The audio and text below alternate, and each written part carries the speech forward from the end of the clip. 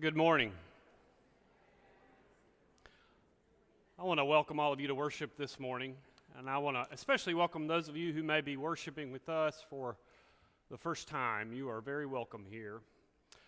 I felt the need to begin worship a little differently today. A couple of weeks ago, I'll tell you a story. I sent a text to a friend of mine who is a minister out in California. Admittedly, it was right after the presidential debate. And the text was one question that said, "How did we get here?" She responded to that text. We talked back and forth for just a few seconds. That was a question about politics and the political discourse in the world right now, and we talked about it by text for a few minutes, and that was that.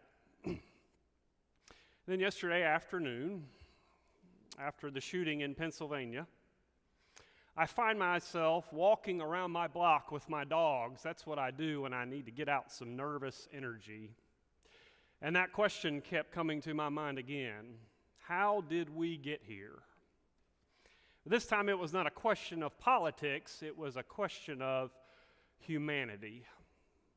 How did we get here in our world where hatred somehow seems reasonable or violence seems acceptable? As I walked around my block, walking around in circles, I realized that question was no longer helpful, at least not right now, because that question, how did we get here, just gives us an opportunity to continue to point fingers, to lay blame. And that's all we've been doing lately.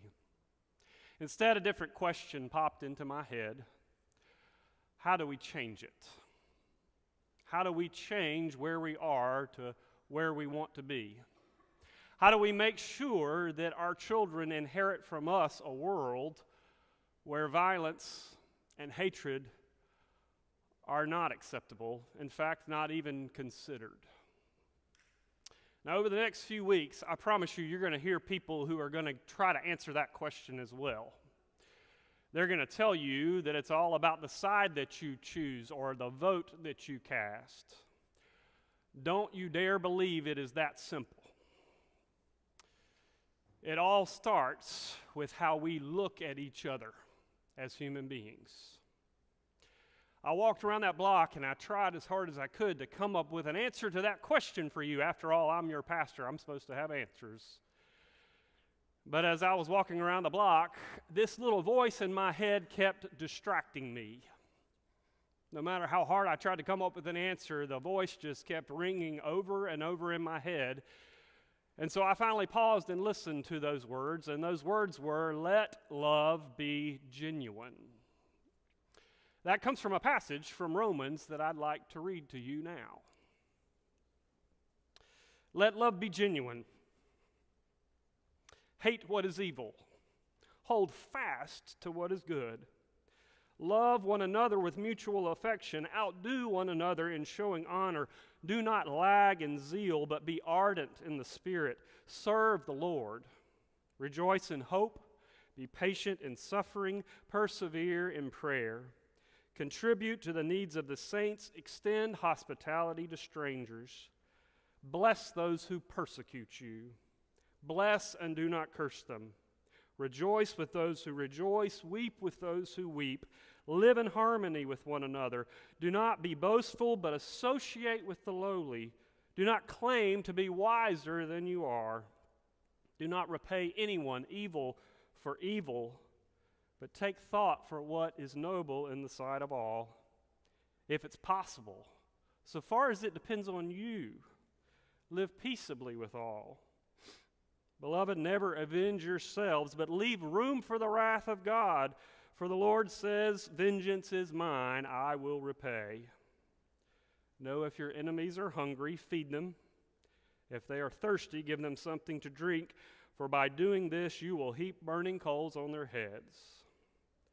Do not be overcome with evil, but overcome evil with good. Those are the words of the Apostle Paul, written centuries ago, and he was just echoing the voice of a man named Jesus. Jesus who said, love your enemies and pray for those who persecute you. Jesus who said, love your neighbor as yourself.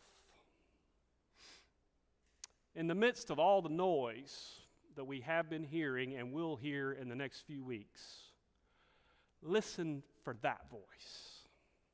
That voice that says, love one another the way I have loved you.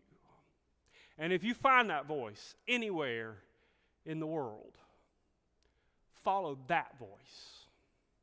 Follow that voice, because it's that voice that changed the world many years ago. And it's that voice that will change the world again. Will you please join me as we worship God together?